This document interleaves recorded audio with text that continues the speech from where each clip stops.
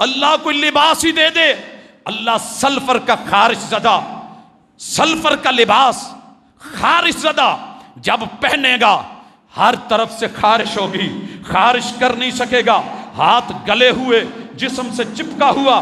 बिस्तर मांगेगा, कोई सोने के लिए लेटने के लिए बिस्तर मिल जाए। अल्लाह कहते हैं लहुम मिन जहन्नम मिहादुन व मिन फौकहिम गवाश, इनको जो बिछोना दिया जाएगा और नरम बेड पे सोने वाले, आज दुनिया में मस्त रहने वाले, वाटर बेड पे जिंदगी गुजारने वाले, स्प्रिंग बेड के ऊपर आके बड़े मेडिकेटेड जो है, तेरे घरों में करोड़ों करोड़ों के गद्दे बने। आज ये भी मंजर देख, लहुम मिन जहन्नम मिहाद, बिछोने मिले हैं, मगर ये बिछोने मिहाद के, व मिन फौकहिम गवाश, बड़े मखमली कंबल लेके सोता था। आज जहन्नम की आग के शोले और उनके ऊपर जो है वो इनको बिछोने और ओढ़ने और कंबल